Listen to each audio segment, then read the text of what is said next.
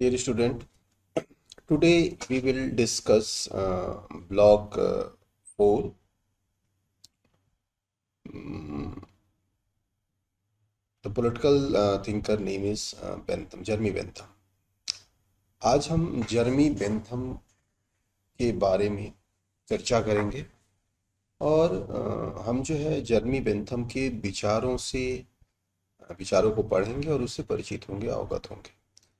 Actually जो जर्मी Bentham है, जर्मी Bentham एक ब्रिटानी या ब्रिटिशर्स जो है वह पॉलिटिकल थिंकर है और पॉलिटिकल थिंकर से ज़्यादा जो है वह एक लॉ रिफॉर्मर है। वह एक कानूनी सुधारवादी है जो कानून की सुधार की बात करता है। और बेंथम जो है, बेंथम को वर्ड जो है वह मैं जो उसको उसकी जो पहचान है वह सबसे ज़्यादा पहचान उसकी एक नई तरह की आइडियोलॉजी जिसे वो यूटिलिटेरियनिज्म या फिर उपयोगितावाद कहता है, उपयोगितावाद के कारण जाना जाता है। और दूसरा जो है वह यह कि वह जो है कानून के सुधारक के रूप में, कानून के सुधारक के रूप में, लॉ रिफॉर्मर के रूप में सबसे ज़्यादा प्रचलित है। यूरोप के मैक्सिमम देशों के जो कॉन्स्टिट्यूशनल रिफॉर्म्स हैं या फिर जो यह कह लीजिए कि जो वहाँ के जो कोड हैं, जो कानूनी कोड हैं या फिर जो कॉन्स्टिट्यूशनल कोड हैं, उसको जो है जर्मी बेंथम ने ही बनाया है। या यह कह लो कि उसको उसका जो रिफॉर्म है या फिर उसमें कुछ संशोधन है या फिर उसको जो बनाने की का काम है वह जो है जर्मी बेंथम ही करते हैं। क्योंकि जर्मी बेंथम अपने समय के या उस समय के, जिस समय में वह थे उस समय के प्रसिद्ध कानूनीविद का मतलब प्रसिद्ध जो है वह लॉ के एक बहुत बड़े विद्वान या विचारक के रूप में जाने जाते हैं। वह हालांकि आप यह भी जान लीजिए कि इंडिया में बेंथम जो है, बेंथम के विचारों का प्रभाव भारतीय शासन व्यवस्था में या भारतीय ब्रिटिशी, जब ब्रिटिश इंडिया थी और जब भारत अभी स्वतंत्र नहीं हुआ था, तो जितने भी रेजुलेशन, जितने भी पॉलिसीज या रूल्स जो है वह ब्रिटेन से बन के आते थे, उन सब में बेंथम का बहुत बड़ा प्रभाव दिखता है और प्रभाव होता था। बेंथम जो है वह लगातार एक सुधारवादी एस्पेक्ट्स को फॉलो करते थे और वह चाहते थे कि रोज जो है मतलब नित्य नए नए सुधार हों जो लोगों के लिए और ज़्यादा यूटिलाइज हो और लोग जो है उससे ज़्यादा से ज़्यादा लाभ पाएं, लोग जो है उससे ज़्यादा से ज़्यादा लाभ लें। उसके साथ ही साथ उनका जो एक और जो एरिया था, एक और ऐसा एस्पेक्ट या एरिया था जिस पे उनका रोल ज़्यादा था या फिर उनका जो महत्व है वो उस एरिया में भी ज़्यादा था, वह है जेल सुधार। एक्चुअली जो जेल रिफॉर्म या जेल सुधार है यह भी बेंथम की आइडियोलॉजी का एक हिस्सा है। वह जो है जेल में हो रहे यातनाओं, जेल में कैदियों के साथ या जेल में बंद लोगों के साथ हो रहे अत्याचार, उनका जो एक्सप्लॉयटेशन होता था, उनके साथ जो मिसबिहेव होता था, उनका जो टार्चर होता था, उनके साथ जो दुर्व्यवस्थाएं होती थी, उसके अगेंस्ट, उसके खिलाफ भी जो बेंथम है उन्होंने उसमें बहुत सारे सुधार बताए थे। बेंथम जिनकी एक लंबी फेहरिस्त है किताबों की, जिन्होंने बहुत सारी किताबें लिखी हैं और वह एक बड़े विद्वानों में से थे और जैसे कहा जाता है कि पूत के पांव पालने में ही दिख जाते हैं। तो बेंथम जो है जब वो पैदा हुए थे तो पैदा होने के बाद ही वो बहुत तेज बुद्धि या शार्प माइंडेड थे। उन्होंने 3 साल की एज में, मतलब 3 ईयर ओल्ड होंगे वो, और उन्होंने 3 ईयर ओल्ड या यह कह लीजिए कि 3 ईयर ओल्ड होने में ही उन्होंने कई सारी भाषाएं बोलनी सीख ली थी। जबकि 3 साल तक बच्चे जो हैं अपने मदर टंग सीखते हैं, मदर लैंग्वेज सीखते हैं, उन्होंने 3 साल में कई सारी भाषाएं बोलनी चुकी, क्योंकि वह एक ऐसी फैमिली से बिलोंग करते थे जो एजुकेटेड थी, जो जो है एजुकेशन को इम्पोर्टेंस देती थी। तो उनका जो माहौल भी ऐसा था कि वो अपने माहौल से इतने ज़्यादा प्रभावित हुए कि उन्होंने कई सारी भाषाएं लिख ली। वह जो है बहुत जल्दी ही उन्होंने लॉक की पूरी फिलॉसफी पढ़ ली। लॉक जो कि उस समय का सबसे कठिन फिलोसफर था, लॉक को समझना एक कठिन, क्योंकि वह जो है अनुभववादी था, तो अनुभववादी विचारकों को समझना बड़ा मुश्किल काम माना जाता था कि उनको जो है लॉक को समझना, लॉक की फिलॉसफी को समझना बड़ा मुश्किल है। तो वह जो है उन्होंने कम उम्र में ही लॉक की फिलॉसफी पढ़ ली। हालांकि यह जो बेंथम है, बेंथम को उनकी उपयोगितावाद या यूटिलिटेरियनिज्म के कारण सबसे ज्यादा जाना जाता है। और वो उन्होंने जो है वह एक कॉन्सेप्ट दिया था जिसे जो है वह उस कॉन्सेप्ट को जो है सुखवाद का कॉन्सेप्ट या सुखवादी कॉन्सेप्ट माना जाता है। सुखवाद या सुखवादी कॉन्सेप्ट का मतलब है कि इंसान जो है वह सुख की तलाश में रहता है। खैर इस पे तो हम बाद में चर्चा करेंगे। तो बेंथम जो है वह एक बहुत बड़े सुधारक थे, और वह इतने उन्होंने उनकी एक आदत थी कि वह जिस एरिया में भी होते थे, अगर उनको कमी दिख रही है तो वह उसके सुधार के लिए तत्पर रहते थे। वह हमेशा चाहते थे कि जो कमियां हैं और जहां सुधार की आवश्यकता है उन कमियों को दूर किया जाए, और उन कमियों में जो है उन कमियों को दूर करने का हर संभव प्रयास किया जाए। इसीलिए जो है वो हमेशा नित्य नए सुधारों के लिए तत्पर रहते थे, हमेशा तैयार रहते थे। उनका यह मानना था कि सुधार से चीजें अच्छी हो जाती हैं, तो क्या सुधार की आवश्यकता अगर है तो हमें सुधार करने के लिए तत्पर रहना चाहिए। तो इसी क्रम में वह जब अपने एजुकेशन उसमें अपना एजुकेशन ले रहे थे, तो उन्होंने ऑक्सफोर्ड यूनिवर्सिटी में हो कमियों को आइडेंटिफाई किया। और उन्होंने जो है ऑक्सफोर्ड की जो कहा जा सकता है कि ऑक्सफोर्ड जो नॉलेज सोर्स ऑफ नॉलेज के लिए जाना जाता था, ऑक्सफोर्ड जो है वह एक इंटेलेक्चुअल क्वालिटी के लिए जाना जाता था। बेंथम ने यह आइडेंटिफाई किया कि इन दिनों में, इन सालों में उसका जो है जो क्वालिटी है, जो ऑक्सफोर्ड की क्वालिटी है वह डिक्रीज हुई है, जबकि उसे इंक्रीज होना चाहिए।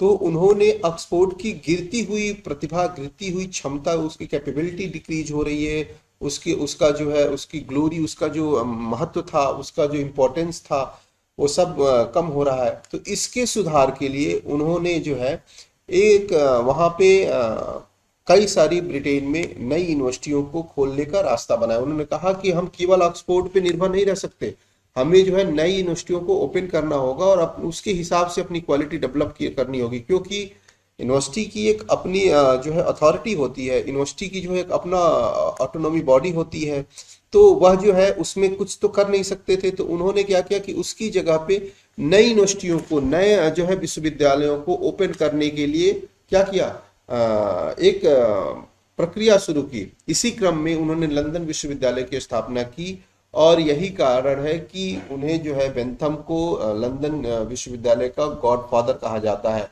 क्योंकि उन्होंने ऑक्सफोर्ड यूनिवर्सिटी के गिरते महत्व को ध्यान में रखकर उन्होंने ऑक्सफोर्ड यूनिवर्सिटी के गिरती हुए थी जो उसकी महत्ता थी, गिरता हुआ जो उसका जो शिक्षा का स्तर था, उसको ध्यान में रखकर उन्होंने लंदन यूनिवर्सिटी की स्थापना की। और इसीलिए जो है लंदन यूनिवर्सिटी का, यूनिवर्सिटी ऑफ लंदन या फिर लंदन यूनिवर्सिटी जिसे आप कह लें, जिसे उसका एक्चुअल नाम यूनिवर्सिटी कॉलेज लंदन ही है, तो यूनिवर्सिटी कॉलेज लंदन या लंदन यूनिवर्सिटी को जो है उनकी उन्होंने स्थापना की, और उसका उसे गॉडफादर माना जाता है। आप यह सोचिए कि वह जो है हर जगह उनका इतना क्रेज था कि ब्रिटेन के, जैसे चाहे फ्रांस हो, इटली हो, यूरोप के लगभग मैक्सिमम सभी देशों के यहाँ से उनके पास ये ऑफर आते थे कि वह उनकी जो सिविल कोड है, उनके जो कॉन्स्टिट्यूशनल कोड है, उनको वह तैयार करें, और वह जो है उस पर टिप्पणियां करें, उस पर कमेंट इशूज करें, जिस कमेंट के सुधार से वहां की व्यवस्था को सुधारा जा सके।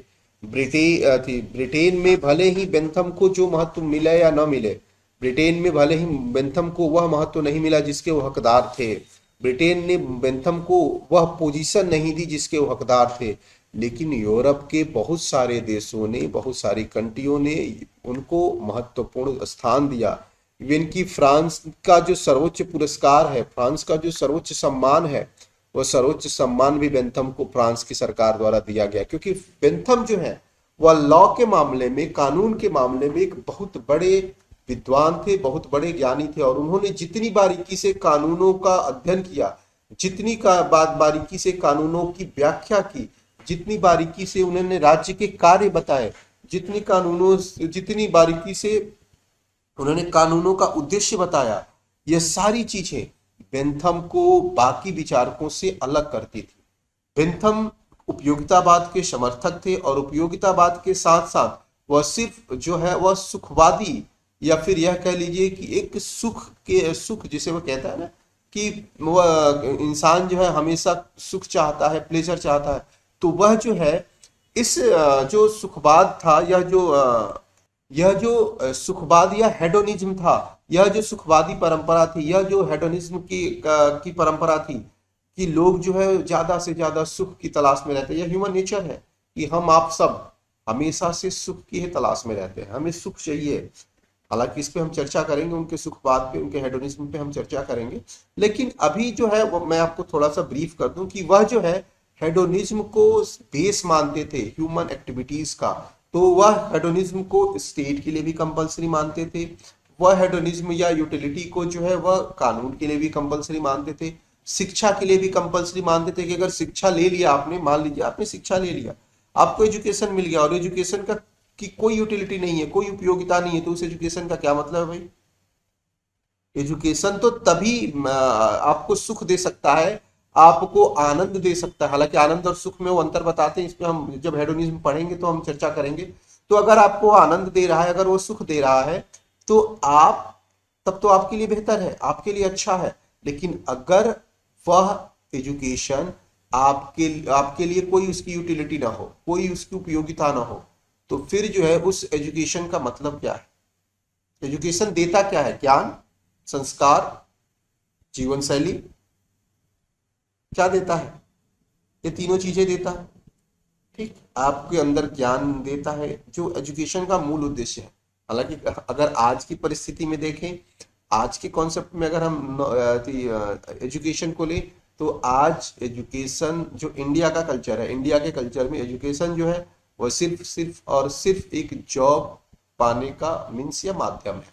कि अगर आपकी एजुकेशन अच्छी है, आपकी एजुकेशन क्वालिटीफुल है, तो आप एक जॉब के लिए एलिजिबल हो जाते हैं, जॉब पाने के लिए तैयार हो जाते हैं। तो एजुकेशन जो है वह, अगर एजुकेशन में भी रिफॉर्म चाहिए, अगर एजुकेशन की कोई यूटिलिटी नहीं है, कोई उपयोगिता नहीं है, तो बेंथम का मानना था कि इस एजुकेशन सिस्टम को भी बदलना चाहिए, इस एजुकेशन सिस्टम को भी उसकी यूटिलिटी के बेस पे जज करना चाहिए, इस एजुकेशन सिस्टम को उसकी उपयोगिता के बल पे, उपयोगिता के आधार पे जज करना चाहिए।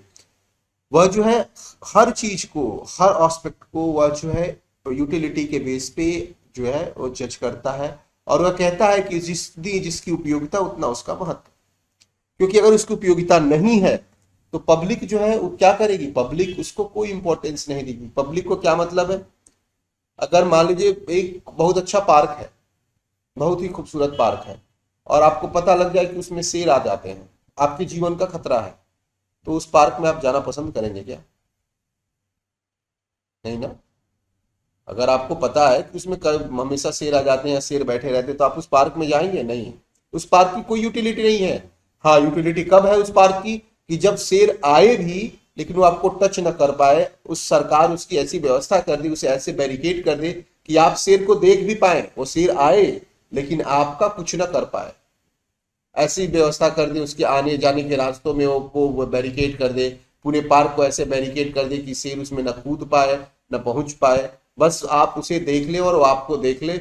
और इस तरह से उसका जो है उसकी यूटिलिटी बढ़ जाएगी उस पार्क की। तो हम कोई भी व्यक्ति ऐसे पार्क में जाना पसंद करेगा, इसमें हमें प्लेजर मिलेगी, सुख मिलेगा। तो हम जो है ऐसी चीजों को, इंसान ऐसी चीजों को पसंद करता है। और बेंथम कहते हैं कि कोई भी इंसान, कोई भी व्यक्ति जो है वह किसी भी चीज को जब जज करता है तो वो उसकी यूटिलिटी के बेस पे जज करता है। जैसे अगर आपको बोले कि पानी का बोतल है, एग्जाम्पल के तौर पे आप ये समझिए, पानी का बोतल है,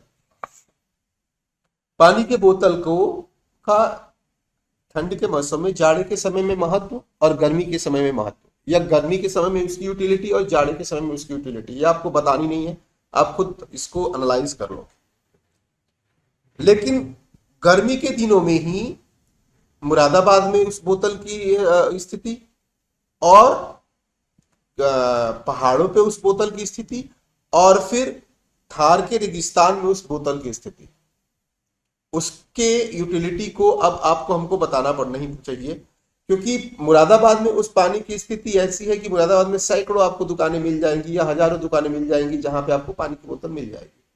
पहाड़ों पे थोड़ी सी उसकी यूटिलिटी और बढ़ जाएगी, क्योंकि पहाड़ों पे सीमित संसाधन है, कम दुकानें हैं, तो आपको हो सकता है कि वो 20 की बोतल जो है पहाड़ों पे 30 रुपए में मिले, और आप 30 रुपए देने के लिए तैयार भी हो जाएंगे, क्योंकि पता नहीं कहाँ मिले कहाँ नहीं मिले, तो आप उस 30 को देने के लिए तैयार हो जाएंगे। लेकिन जब आप थार जैसे रेगिस्तान में हैं और तपती धूप, गर्मी का सीजन है और तपती धूप है, तो आप वहां पे क्या कर सकते हैं, आप उस बोतल के लिए 100, 200, 500 रुपया तक देने के लिए तैयार है। क्यों? क्योंकि वहां उसकी यूटिलिटी, उपयोगिता जो है वह इन दोनों से ज्यादा है।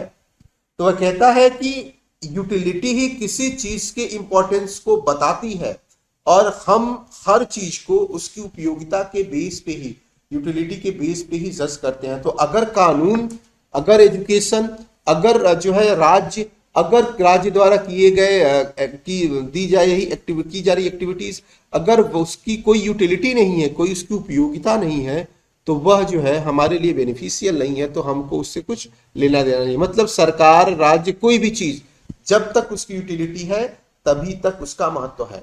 तो बेंथम को जब हम पढ़ते हैं तो बेंथम जो है वह अपने विचारों को, जब यूटिलिटरिज्म को जब वह एक्सप्लेन करता है, तो हम उसकी तुलना एक इंडियन फिलोसफर से भी कर सकते हैं जिसका नाम चारवाक है। चारवाक भी अपने चारवाक दर्शन के प्रणेता हैं, चारवाक, या फिर यह कह सकते हैं कि जो चारवाक दर्शन है उस चारवाक दर्शन के मेन एडवोकेट हैं या फाउंडर हैं चारवाक, जो एक इंडियन फिलोसफर है। तो इनका जो दर्शन है वह यह कहता है कि अगर आप जो है, अगर आप जी रहे हैं तो आप जीने के लिए वो सारे सुख का आनंद लीजिए, भले ही कर्जा लेके कीजिए, कर्जा लेके घी पीजिए, कर्जा लेके ऐशो आराम कीजिए, लेकिन कीजिए, क्योंकि यह जीवन दोबारा नहीं मिलना है, और सुख जो है वह सुख सिर्फ भोगने की वस्तु है। तो जब हम बेंथम की आइडियोलॉजी पढ़ते हैं, जब बेंथम के विचारों को पढ़ते हैं, जब बेंथम के विचारों को आत्मसात करते हैं, जब बेंथम के विचारों का डीपली एनालाइज करते हैं, तो हमें यह महसूस होता है कि बेंथम भी सुख की बात करता है, सुखवाद की बात करता है, यूटिलिटरिज्म की बात करता है, किसी भी वस्तु की उपयोगिता के आधार पर उसको जज करने की बात करता है। तो बेंथम का जो महत्व है वह ब्रिटिश पॉलिटिकल थिंकर में के रूप में या फिर एक वेस्टर्न पॉलिटिकल थिंकर के रूप में एक इंपॉर्टेंट प्लेस रखता है, क्योंकि उसने जो है कानून संबंधी सुधार बताए, उसने जो है जेल संबंधी सुधार बताए, उसने जो है राज्य के कार्य और ड्यूटीज बता दी, उसने जो है वह लोगों का नेचर बता दिया कि लोग कैसे हैं और उन्हें क्या चाहिए और वह क्यों चाहिए। इसलिए सारी संस्थाएं, चाहे वह राज्य हो, यूनिवर्सिटी हो, जेल हो, पुलिस प्रशासन हो, कोई कोई भी इंस्टीट्यूशन है, उसे उन्हें सबको सबको जो है वह अपने कॉन्सेप्ट में, अपने पॉलिसीज में, अपने रूल्स और रेगुलेशन में हमेशा इस चीज का ध्यान रखना चाहिए कि वह जो है लोगों के लिए कितना उसकी यूटिलिटी है, लोग जो है उससे कितना आनंद पा रहे हैं, कितना सुख पा रहे हैं, कितनी उसकी उपयोगिता है, और बिना उपयोगिता के किसी भी वस्तु का कोई महत्व नहीं है। तो इस तरह जो है हम जब उसके बेंथम को जब जानना शुरू करते हैं, पढ़ना शुरू करते हैं, तो बेंथम जो है वह एक महत्वपूर्ण विचारक के रूप में हमारे सामने प्रस्तुत है। हालांकि मैंने आपको बताया कि उसने बहुत सारी किताबें लिखी थी, लेकिन कुछ किताबों का जो है मैं आपको जिक्र कर दूं कि उनकी जो इंपॉर्टेंट किताबें हैं या फिर उनकी वह किताबें जो पॉलिटिकल से रिलेटेड है, जैसे कि है फ्रेगमेंट ऑफ गवर्नमेंट, या उसका जो है एक उसकी किताब है जिसको उसने जो है जिसको उसने जो है वह ब्लैकस्टोन नामक एक जो दूसरा पॉलिटिकल थिंकर था, हालांकि वो हमारे सिलेबस में, ब्लैकस्टोन भी एक कानून का जानकार या कानून का ज्ञाता, एक जो है लॉ थिंकर था, लॉ स्कॉलर था।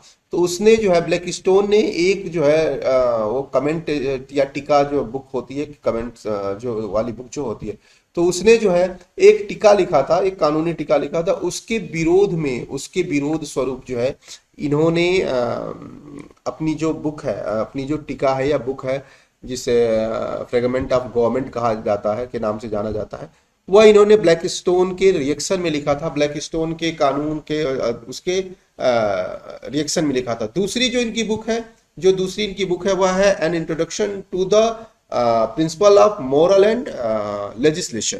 इनकी जो दूसरी बुक है, जो इंपॉर्टेंट बुक है और जिसमें इन्होंने यूटिलिटरिज्म को डिफाइन किया है, जिसमें इन्होंने अपने जो है हेडोनिज्म को डिफाइन किया है, जिसमें इन्होंने अपने पॉलिटिकल आइडियाज दिए हैं, उस बुक का जो नाम है वह है the an introduction to the principles of moral and legislation. ठीक, यह इनकी एक इंपॉर्टेंट बुक है और इस बुक में इन्होंने अपने पॉलिटिकल आइडियाज को एक्सप्लेन किया है। इस बुक में इन्होंने अपने पॉलिटिक्स संबंधी आइडियाज दिए हुए हैं। यह बुक जो है इस मायने में भी ज्यादा इंपॉर्टेंट है क्योंकि यह जो है पॉलिटिकल के स्कॉलर होने के नाते, हम आपके पॉलिटिकल के विद्यार्थी होने के नाते, हमें पॉलिटिकल की स्कॉलर होने के नाते, यह जो बेंथम की बुक है an introduction to the principle of moral and legislation, यह ज्यादा इंपॉर्टेंट प्लेस रखती है क्योंकि इसमें ही इन्होंने अपने सारे पॉलिटिकल आइडियाज, पॉलिटिकल व्यूज लिखे थे। और यह जो बुक है इसी में इन्होंने अपना जो वर्ल्ड फेमस इनका जो विचार या थॉट है यूटिलिटरिज्म का या फिर उपयोगितावाद का, उन्होंने इसी में दिया हुआ है। तीसरा जो इनका बुक, जो पॉलिटिकल साइंस के स्कॉलर होने के नाते, हालांकि इन्होंने लॉ से रिलेटेड बहुत सारी किताबें लिखी हैं, लेकिन पॉलिटिकल साइंस के स्कॉलर होने के नाते हमें आपको जो इनके इम्पोर्टेंट बुक्स जानने हैं, और तीसरा इनका जो इम्पोर्टेंट बुक है जो पॉलिटिकल से रिलेटेड है, वो है कॉन्स्टिट्यूशनल कोड। कॉन्स्टिट्यूशनल कोड भी इनका एक इम्पोर्टेंट बुक है और इसमें भी इन्होंने राजनीति से संबंधित या फिर कॉन्स्टिट्यूशन से संबंधित या फिर कॉन्स्टिट्यूशनल रिफॉर्म से संबंधित बहुत सारी चीजों को मेंशन किया है। आप यह जानिए कि बेंथम को कानून का इतना ज्ञान था, बेंथम जो है कानून लॉ के बारे में इनका नॉलेज इतना ब्रॉड था, इतना डीप था कि इनको जो है वह न्यूटन ऑफ लॉ कहा जाता है। इन्होंने न्यूटन का कि इनको कानून का, इनको जो है विधि का, लॉ का न्यूटन कहा जाता है।